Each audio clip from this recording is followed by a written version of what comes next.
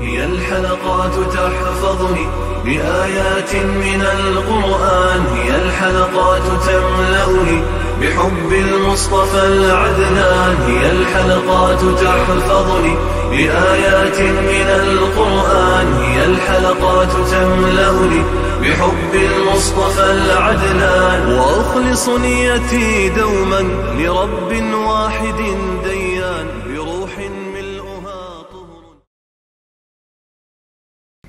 Sure Hac tefsiri 8. ayetten başlayıp okuyayım inşallah.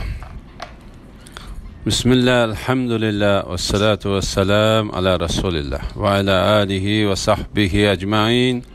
Esselamu aleyküm ve rahmetullahi ve berekatuhu. Tövende dehtanlağa İbn-i Ketir Rahimahullah'ın Kur'an-ı Kerim tefsiri Uygurca tercümesi Hac suresi 8. ayetten başlayıp okuyayım inşallah. Ba'de euzu billahi mineşşeytanirracim. Bazılar toğru tonuşqı ilip bardıgan hiç kandak hakiki ilimsiz, hidayetsiz ve nurluk kitapsız halda Allah doğrusu da münazirleşidir. Onun münazirleşişi nokul nefsi xahişi ve tersalıqıdındır. O kişilerini Allah'ın yoludan azdırış için mağrurane yürüdü. O dünyada harlıqqa duçar boludu. Ahirette onun köydürgüçü otның azabını tetitimiz. Onunğa harlıq bilen azap senin kılmışların, yani küfrün bilen gümrahlıqın tüpeylidindir. Allah bendilerge hergiz zulüm kılgıcı emesdir deyilidir. Din namıdın dinge yenilik kirgiziş, kirgizgiçilerinin ve azgınlıktikilerinin katı başlarının hali. Allah Teala yukarıda nadan, ergeç küçü azgınlarının halini özünün, bazı kişiler Allah'ın kudreti ve sübetleri üstüde hiç kandak delilsiz münazirleşidir. Her bir serkeş şeytanğa, yani haktın tosqıçı küffarlarının katı başları ergişidir digen ayeti de bayan kılıp ötken idi. Bu yerde azgınlık çakırdıgan azgınlıktikiler ve din namıdan dinge yenilik kirgizgiçilerinin, yani bid'atxorlarının halini bayan kılıp mındak dedi. Bazılar toğru tonuşqı ilip bardıgan hiç kandak hakiki ilimsiz, hidayetsiz ve nurluk kitapsız halda Allah doğrusu da münazirleşidir. Onun münazirleşişi nokul nefsi xahişi ve tersalıqıdındır. O kişilerini Allah'ın yoludan azdırış için mağrurane yürüdü. İbn Abbas radıyallahu anhuma ve başkalar bu ayetinin manası hakkında o hakikatki çağırılsa hakikatini kabul kılışka çoğunluk kılıdı degenliktir dedi. Mücahid, Katade ve Malik katarlıkla bu ayetinin manası hakkında Zeyd ibn Aslam'ın o hakikatki çağırılsa çoğunluk kılıp onundan yüz öğreydiğen kişidir degenlikin rivayet kıldı. Allah Teala bu vakti mındak dedi. Musa'nın kıssıdı mı bir türlük alamet var. Öz vaxtida onu biz Firavunga ro'shan dalil bilan avatdik. Firavun öz qo'shuni bilan iymondan yuz o'rdi. U Musa sehrgardir yoki majnundir dedi. Ular, ya'ni munofiqlarga Allah nazil qilgan kitob tarafga va payg'ambar tarafga kelinglar deyilsa, munofiqlarning sendan qattiq yuz o'rganligini ko'rsan. Ulağa özrü eytip, kelinglar Resulullah sizlarga mağfiret tileydi deyilse, mesxir qilish yüzüden başlarını silkiydi. Ularning takabburlik qilgan holda da'vat qilingan narsadan yüz o'rganligini ko'rsan. Agar uningga bizning oyatlarimiz, ya'ni Qur'on oyatlari o'qib berilsa, go'yo uni anglamagandek, ikki qo'liqi ig'irlashib qolgandek, Allah'ның ayetleriga quloq selishdan takabburlik bilan yuz o'riydi. Ey Muhammad sallallohu alayhi vasallam, uningga qattiq azob bilan xush xabar bergin. U dunyoda xorliqqa duchor bo'ladi. Ya'ni u cho'nglik qilib Alloh taolaning oyatlaridan yuz o'rgan edi. Alloh taolo uni dunyoda xorliqqa duchor qilish bilan jazoladi. Uning birdan bir maqsadi va nishoni dunyoda cho'ngchilik qilish bo'lganligi uchun Alloh taolo uning u nishonining butunlay aksicha uni dunyoda xorliqqa duchor qilish bilan jazoladi. Oxiratda uningga ko'ydirgichi o'tning azobini tetitimiz. Uningga xorliq bilan azob sening qilmishlaring, ya'ni kufring bilan gumrohliqing tufaylidandir. Allah bendilerge hergiz zulüm kılgıcı emasdır deyildi. Bu ayetning ma'nosi Allah Teala'nın tövendeki ayetning ma'nosiga o'xshaydi. Devzakka muakkal farishtalarga onu tutup so'rab, devzakning o'ttirisiga ilib beringlar, ondan uning beshiga qaynoq suv quyib azoblanglar deyildi. Uningga xorlash va masxir qilish yuzidan bu azobni tetig'in. Sen hakikaten izzetlik ulug' zat idin. Bu azap hakikaten hayat vaqtingdila sizlar sheklangan narsadir deyildi.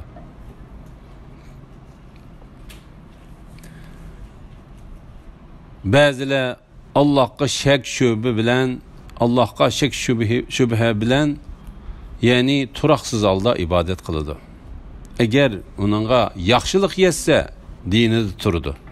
Mundaq adam münafık bulup Allah'a dili bilen emas, fakat tili bilen ibadet kılıdı. Eğer onunla baxtsizlik yetse dinidin yeni oladı. O dünya ve ahirette ziyan tatıdı. Bu roşen ziyandır. O Allah'ını koyup pay ziyan yetküzelmeydiğen butqı çokunudu. Bu çonkur gümrahlıktır. O müşriklarning qarshi bo'lgan but qiyomat kuni shafaat qiladi degandimi, albatta zini foydasidan yiqin bo'lgan narsaga cho'qinadi. U but rastla yomon madadkordir. Rastla yomon hamrohdir.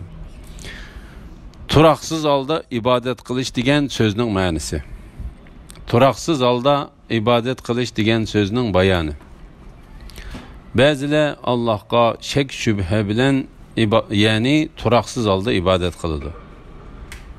Bu ayetning ma'nosi haqida bazı olimlar, bazı kishilar dinni qabul qilganda dinning bir qismini qabul qiladi. Agar dinda o'z yaxshi ko'radigan narsalarni ko'rsa, dinda turadi. Agar undaq bo'lmasa, dindan yenib oladi dedi. İmam Bukhari bu ayetning ma'nosi haqida İbn Abbas radhiyallohu anhumaning munofiqlardan biri Madinaga hijrat qilib keldi. Agar uning ayoli o'g'il tug'sa, eti qulunlasa, bu yaxshi din ekan deydi.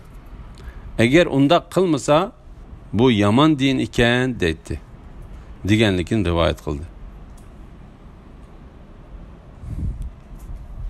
Eğer uningga yaxshilik yetsa, dinda turdi.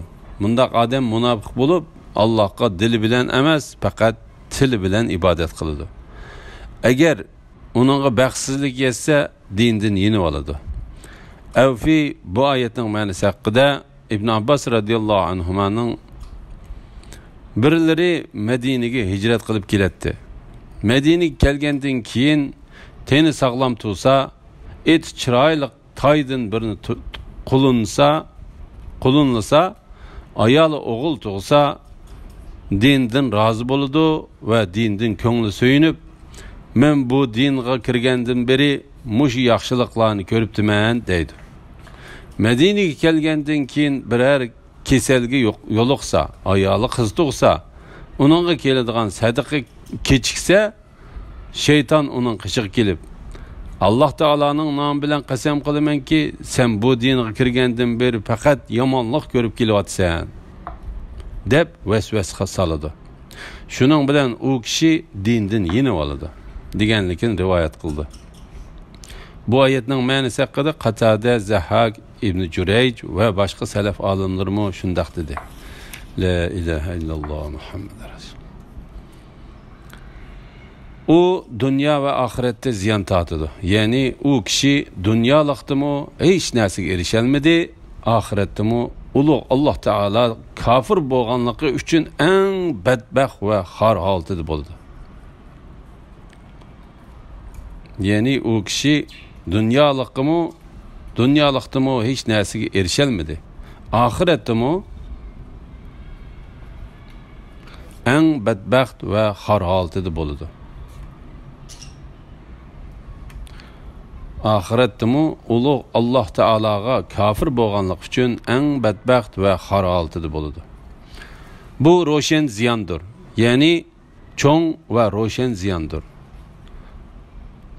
U Allohni qo'yib foyda ziyon yetkazolmaydigan butga cho'qinadi. Ya'ni u foyda ziyon yetkazolmaydigan butlardan yordam so'raydi va rizq talab qiladi. Bu cho'nqur gumrohlikdir. U mushriklarning qarishi bo'yicha but qiyomat kuni but qiyomat kuni shafaat qiladi degandimi? Albatta zini foydasidan yaqin bo'lgan narsaga cho'qinadi. Ya'ni butning oxiratda elib keladigan zinidan boshqa uning dunyodagi zini foydasidan kelishidan yaqindir. Faydasının kelişinden yaqindir. Amma oxiratda uning ziyon keltiradiganligi cho'qimdir. U but rastla yomon madadkordir, rastla yomon hamrohdir.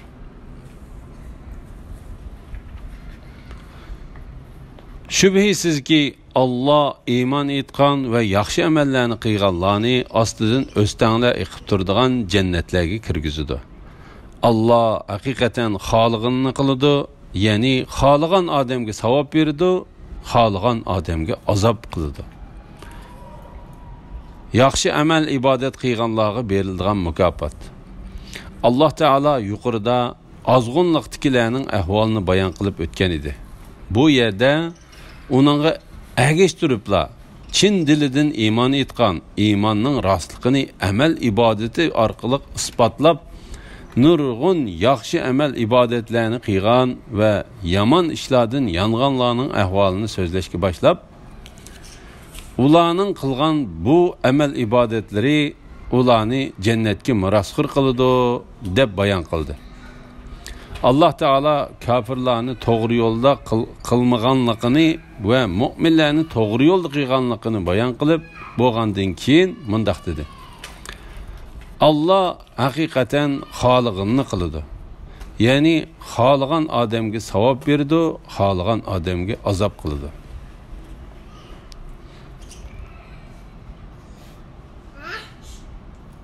Kimiki Allah payg'ambarga dunyo va oxiratda hargiz yordam bermaydi deb gumon qiladigan, u to'risqa og'amchi silib bo'g'ilib olsin. Qarasin ki uning bu tadbiri g'azibini basolamdi. Kimiki Allah payg'ambariga dunyo va oxiratda hargiz yordam bermaydi deb gumon qiladigan, u to'risqa og'amchi silib bo'g'ilib boqsin. Qarasin ki uning bu tadbiri g'azibini basolamdi. Ya'ni Allah payg'ambari Muhammad alayhissalomga yordam bermaydi deb o'ylaydigan, u ezilib o'lib olsin. Agar bu uning xafaligini basolaydigan bo'lsa, chunki Allah payg'ambariga cho'qim yordam berdi. Shuningga o'xshash, ya'ni ilgariki kitoblarni nozil qilganimizga o'xshash Qur'onni Muhammad alayhissalomga ro'shan oyatlar bilan nozil qildik. Allah xohlagan odamni hidoyat qiladi, ya'ni Allohdan boshqa hech hidoyat qiluvchi yo'q. Alloh xohlagan odamni to'g'ri yo'lga boshlaydi.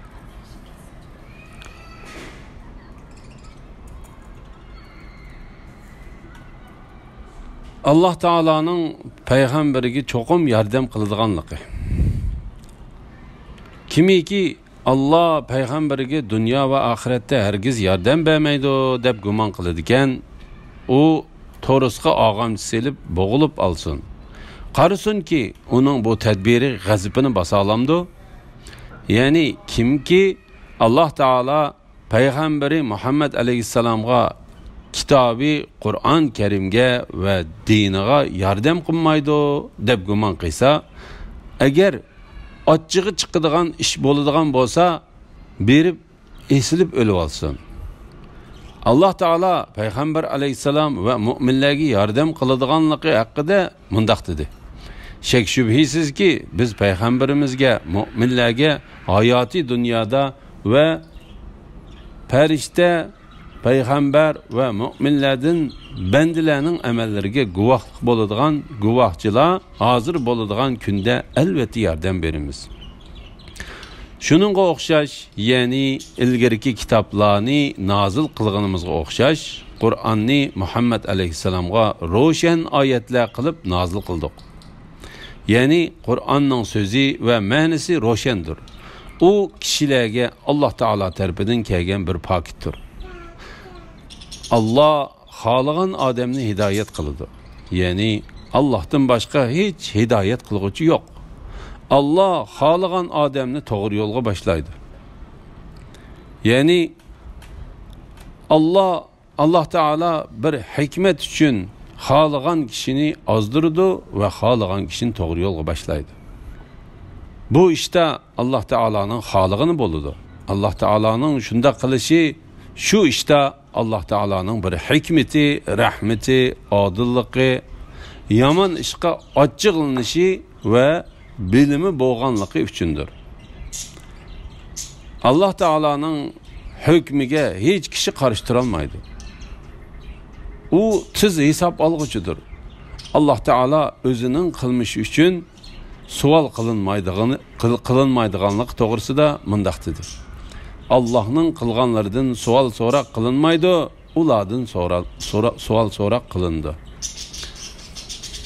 La ilaha illalloh Muhammad Rasululloh. Mu'minlar, Yahudilar, yulduzlarga cho'qing'ichilar, Nasaralar, Majusilar, ya'ni ateşperestler ve müşriklar uchun qiyomat kuni Allah hakikaten hüküm çıkardı. Yani Allah Teala müminler bilen mezkur 5 firqa arasında doğru hüküm çıkarıp müminlerini cennetke, kuffarlarını devzak kirgizdi. Allah hakikaten hemen ersini körüp durgucudur.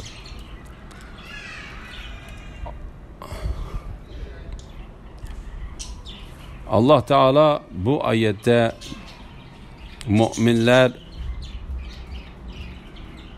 Allah Teala'nın kıyamet günü dini guruhlarının arasında hüküm çıkardıganlığı. Allah Teala bu ayette müminler, Yahudiler, periştilerge ve yıldızlarga çoqunğuchilar, Hristiyanlar, ateşperestler ve müşriklardan ibaret xilma-xil dini guruhlarının arasında kıyamet günü özünün adillik bilen hüküm çıkarıp, özünün ulanın şirketlerine ve gep sözlerine guvahçı ikenligi ve hiç sırlarını bildiğanlığı için o guruhlarının içinden fakat müminlerle cennetke başka barlıq kafirlerini devzak kirgizdiğanlığından haber verdi. La havle ve la kuvvete illa billah. La ilahe illallah Muhammed Resulullah. Bilmem sen ki osmondagilar, ya'ni farishtalar, zamindagilar, ya'ni insonlar, jinlar ve zaminda yashaydigan barliq mahluqotlar, kun, ay, yulduzlar, tog'lar, daraxtlar, hayvonlar Allohga bo'ysunib, Allohning tasarruf qilishi bo'yicha harakat qiladi. ve nurg'un kishilar Allohga sajda qiladi. Nurg'un kishilar kufri sababli azobga duchor bo'ldi. Allohning xorlishiga uchragan odamga hurmatligi chiqmaydi. Allah hakikaten xoliqini qiladi. Ya'ni azob qilish, rahim qilish, aziz qilish, xor qilish, boy qilish, kambag'al qilish Allohning xohishidagi ish bo'lib, Allohga hech kishi ta'arruz qila olmaydi. Barliq narsalarning Alloh taolaga sajda qildiganlik. Alloh taolo bu yerda o'zining shirik keltirilmay ibodat qilinishga loyiq ekanligidan xabar berdi.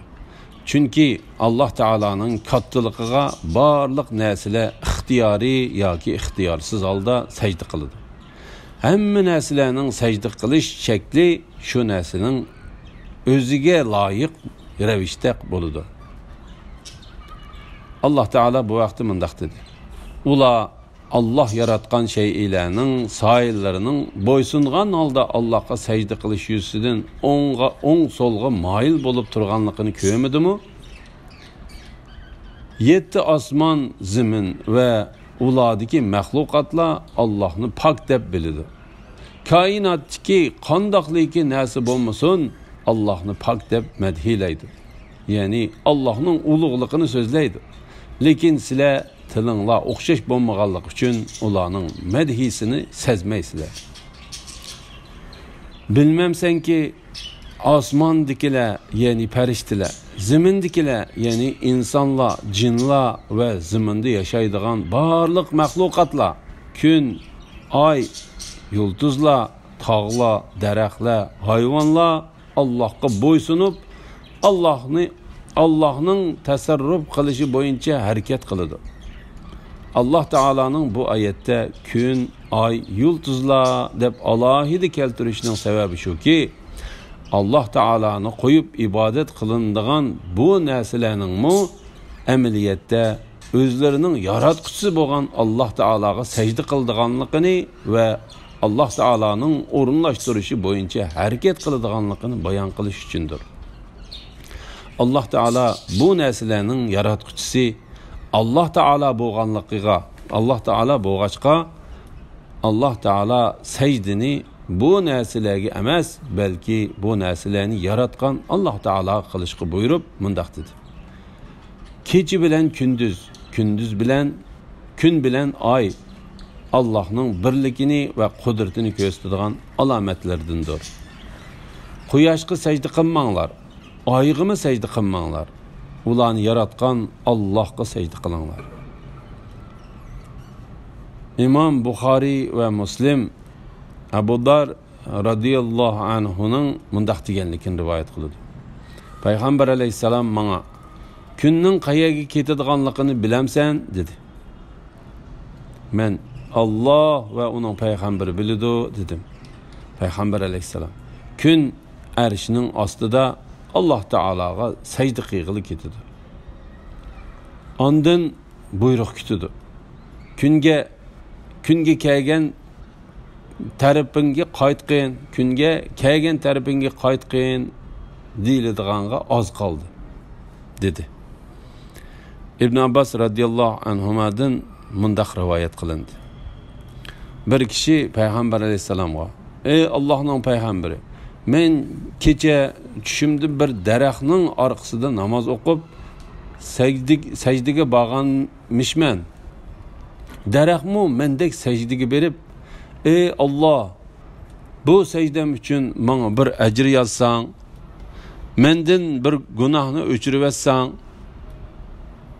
uni men uchun dargohingda saqlab qo'ysang va mendan uni xuddi benden Davud'un qabul qilgandek qabul qilsang deganligini anglag'udakmishman dedi. Payg'ambar alayhisalom sajda oyatidan birini o'qib sajda qildi. Men Payg'ambar alayhisalomning mu sajdada turib heliq kishi so'zlab bergan daraxt qilgan duoni qilganligini angladim.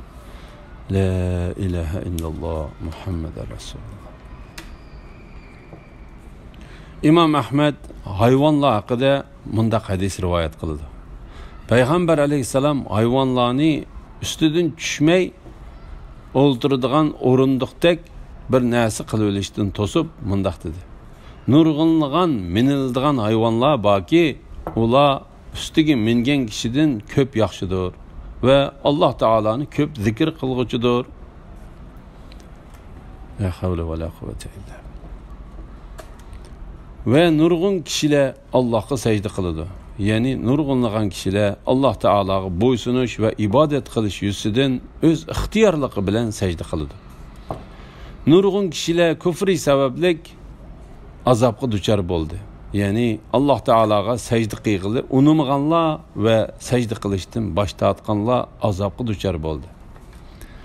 Allah'ın harlışığı uçurgan Adem'ge hürmetli gücü çıkmaydı. Allah hakikaten halıgını kılıdı. Yani azap kılış, rahim kılış, aziz kılış, har kılış, bay kılış, kembigal kılış Allah'ın haişideki iş bulup Allah'a hiç kişi taarruz kılalmaydı. İmam Müslim Ebu Hureyre radıyallahu anhu'dan Peygamber aleyhisselam'ın mundaq deganligini rivayet kıldı. Bir insan secde ayetini okugan vaxtida şeytan yığılgan peti yiroqlashib, voy iset, inson secde qilishga buyurildi, secde qildi, uningga jannat berildi. Men secde qilishga buyurildim, secde qilmadim, menga do'zax berildi deydi. Subhanalloh, la ilaha illalloh, Muhammadur Rasululloh.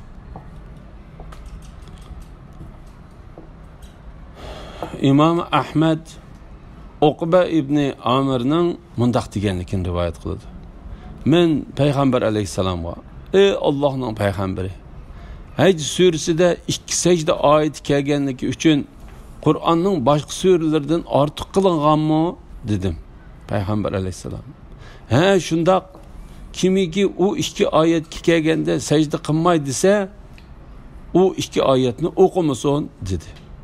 Bu hadisni Abu Davud ve Tirmizi rivayet qilgan. İmam Abu Davud Halid ibn Ma'dan'dan Peygamber aleyhisselam'ın mundaq deganligini rivayet qildi. Hac suresi uningda 2 secde ayeti kelganligi uchun Qur'onning boshqa suralardan ortiq qilindi. Abu Bakr İsmail Abu Jahmining mundaq deganligini rivayet qildi. Ömer radıyallahu anhu Cabiye degan yerde Hac suresideki 2 secde ayetini okup secde kılıp bu sure muşu 2 secde ayeti bilen artık kılındı dedi. Abu Davud ve İbn Mace Amr ibn As'ның mundaq deganligini rivayet kıldı. Peygamber aleyhisselam meni Kur'an'ın içindeki 15 secde ayetini okuttu. Bu ayetlerinin 3'ü küçük surelerde, 2'si sure secdededir. Elhamdülillah, Allah şükürler olsun. Yukarıda Hac suresi tefsiriden 18. ayetkiçe anladığınlar. Ahirini keyin qitimliq o'qishimiz davomlashtiramiz inshaalloh. Va sallallohu ala Muhammad va ala alihi va sahbihi va sallam. Assalomu alaykum va rahmatullohi va barakatuh.